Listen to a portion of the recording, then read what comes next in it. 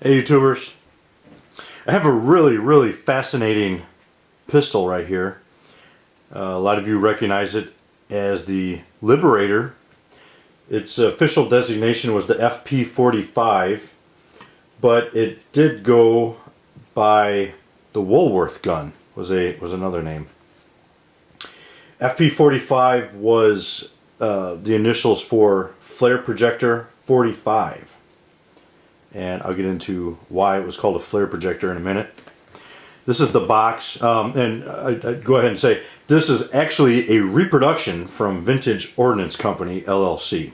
And that's actually what I'm doing a review on, is the reproduction. And here's what it comes with. The block here is to keep the pistol from moving. Little box here. This has the instructions in it. It's my understanding the only thing that came in the original box is the pistol itself, the dowel rod, which is used to eject the 45 casing out, and the instruction manual here, which is a series of pictures so that there wouldn't be any language barriers, which is pretty neat. Good thinking. It even shows you how to stack the bullets in here. Oh, and sorry, that's one other thing it did come with, is it came with 10 45 bullets. One of the main differences between the original and this reproduction is, in the reproduction, to comply with federal law, it is a rifled barrel. The original was smoothbore. And the other difference is the serial number right here. And they've marked it really discreetly on the gun, and they did it for two reasons. First of all, to comply with federal code, and second, to help prevent somebody from trying to pass this off as an original, because it's a very well made reproduction. And without those markings and the rifled barrel, for someone who didn't know what they were doing, it would be really hard to tell, especially if you let this weather a little bit. So very fascinating. This here, if you were to have an original, runs around $2,000 to $2,500. And these boxes are even more rare. It's said that there's probably only about 300 of these boxes left. These boxes here are worth anywhere from $2,000 to $2,500. So this whole kit together here runs, if you got the original dowel rod, the pistol, the instructions in this box, it's like a good $5,000. So pretty neat.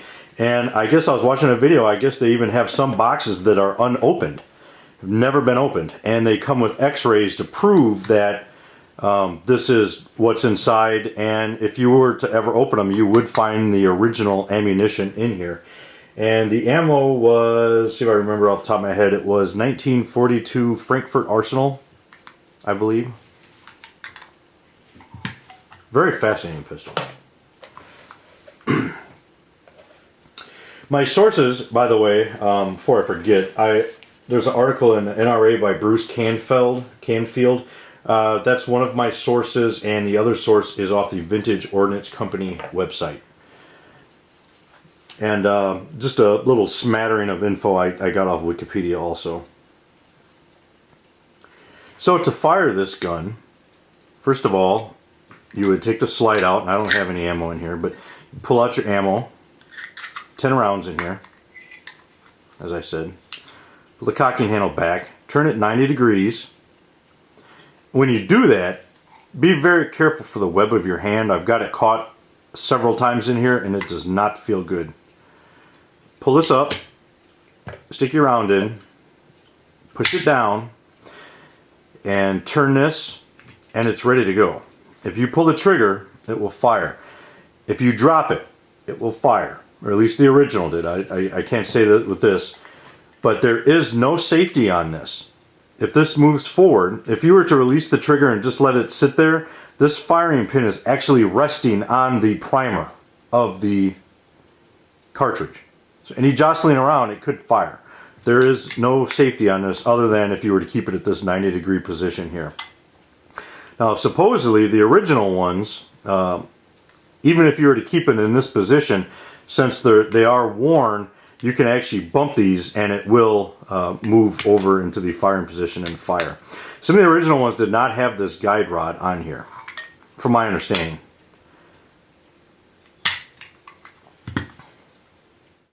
So the story was, in 1942, of course, the Japanese had just blasted our Pacific Fleet the year before, and actually not even a year before, a couple months before, because I guess this was in early 1942.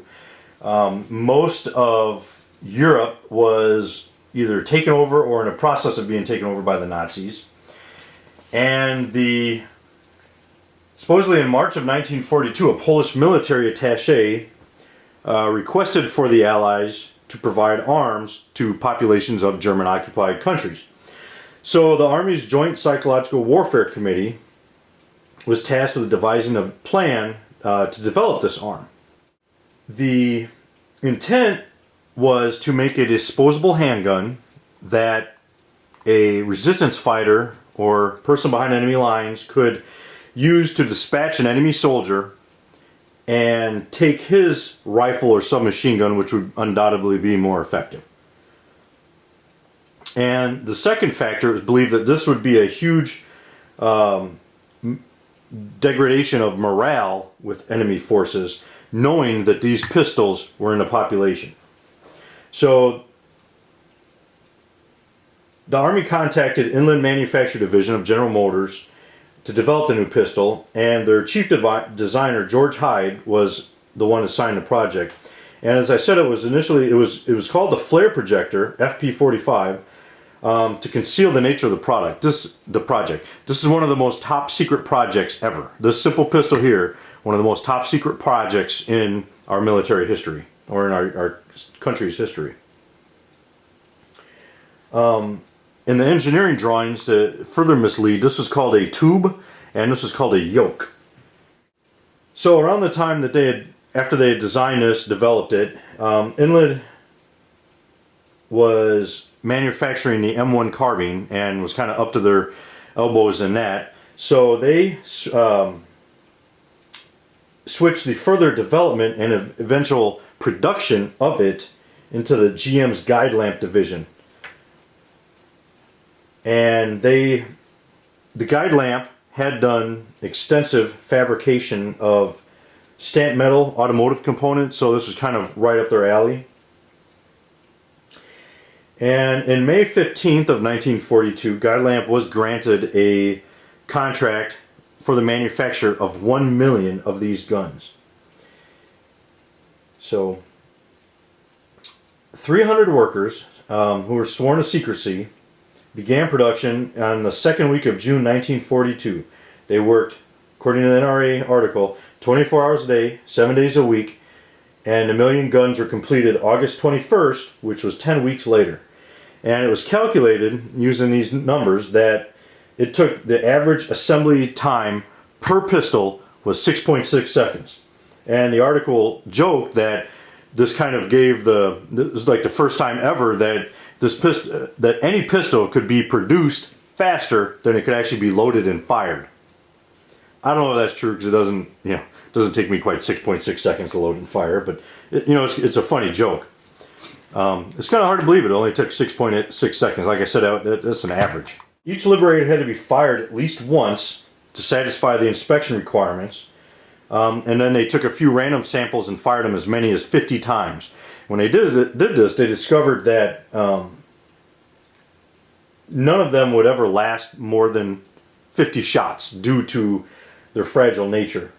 And a lot of them actually, I've heard stories of people that have the original ones that really after 5 or 6 rounds, 5 or 6 shootings, you could kind of tell that it's not made for that, and you can't fire it anymore after that. So with each of these 1 million guns being fired once, and some of them being fired 50 times, it's estimated it took 1.5 million rounds of 45 ACP ammunition to be fired over the course of manufacture. So I guess after a while the workers realized that this wasn't really a flare projector, And supposedly there's a foreman was killed when he was accidentally shot in the abdomen with one of these.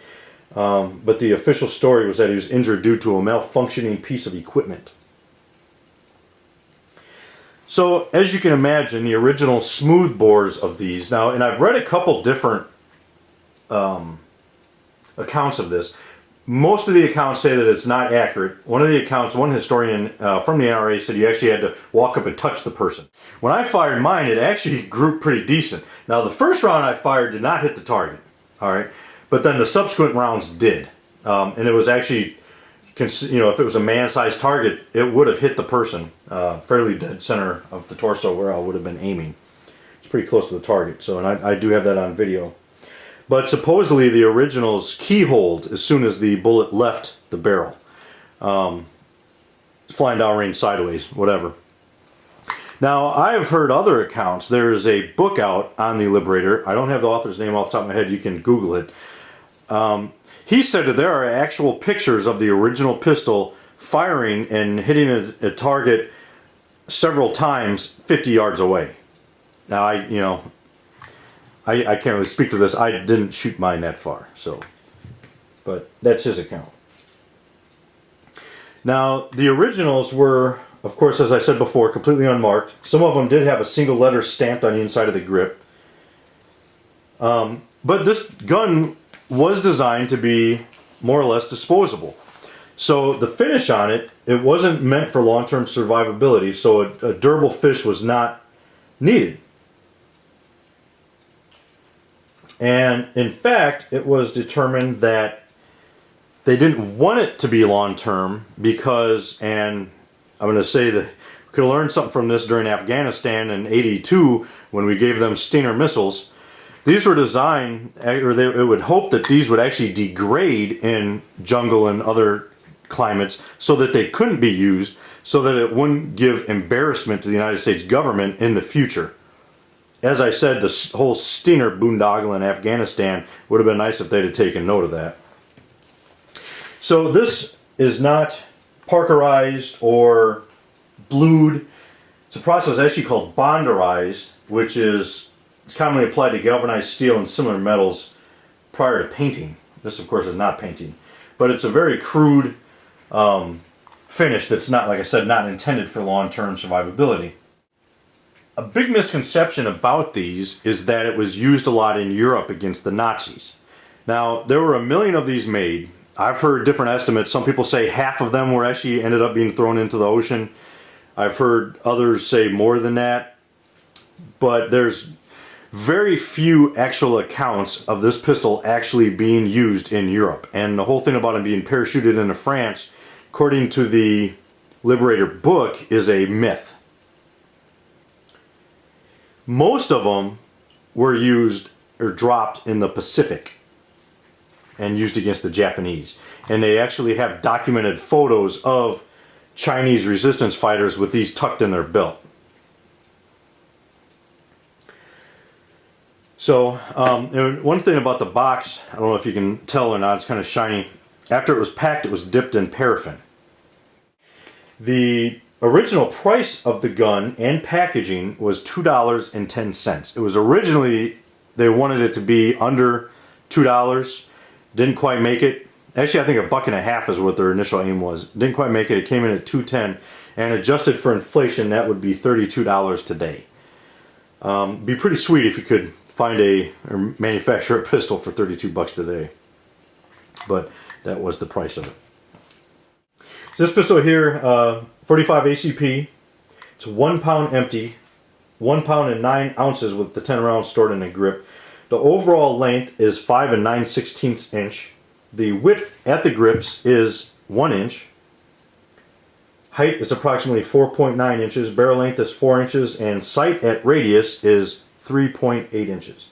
The price from Vintage Ordinance is $599.99 plus $20 shipping and handling for a total of $619.99. Interesting thing is that this replica here is copied from the original plans and corrected against actual pistols.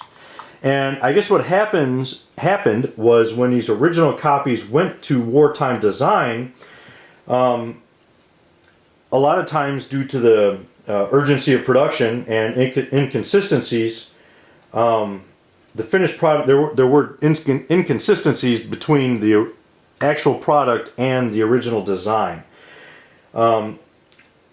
And it was because, you know, the urgency of the wartime and getting these made, they had to make corrections, and a lot of the corrections were actually made on the factory floor, so they were never recorded on the actual drawings. So if you were to go against the actual drawings to design this pistol, it would be different than what was actually used. You can get a replica of the pistol itself without the box and everything else for $499.99. So it's about $100 cheaper if you don't want the box and all this. So I think it's a pretty neat pistol. I think it's a really fascinating collector's item. If you're like me and you're fascinated by history, especially World War II history, it's a very interesting piece. So I don't know, you know, a lot of times I've heard, you know, some people say you can find these at gun shows, but like I said, they're extremely expensive. So I would highly recommend checking out this one here from Vintage Ordinance. If it's something you're interested in adding to your collection, but don't have the $2,000 to $5,000 to add an original, this one here is really cool. The recoil on it, shooting this thing is not fun. It's not something you're going to go out and take and shoot a lot. In fact, I'd say most of you will probably shoot maybe 1, 2, 3 rounds out of it, and then that'll be good. Maybe once in a while you'll take a friend out shooting 1 or 2 rounds. They'll probably shoot 1 round and be done with it. It's not something that's a joy to shoot. And it was not intended for that. It's a very crude manufactured gun designed to help resistance fighters and occupied and oppressed people fight their occupiers.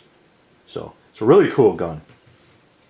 It is, like I said, the FP-45 Liberator from Vintage Ordnance Company, LLC. So check them out. Semper Fi. I referenced a book a couple times in this video, and the name of the book is The Liberator Pistol, and the author is Ralph Hagen. So check it out. Google it online, and he's got a few snippets on his website, and it's pretty interesting. Some of the misinformation and stuff like that about this pistol. I guess like anything else, you know, in history, when there's a lot of secrecy around government projects, it equates to a lot of misinformation and rumors and myth and stuff like that. So, but to me, that's the fascinating part about history, and that, you know, the neat part about this is all the cloak and dagger stuff. You know, it's very fascinating to me.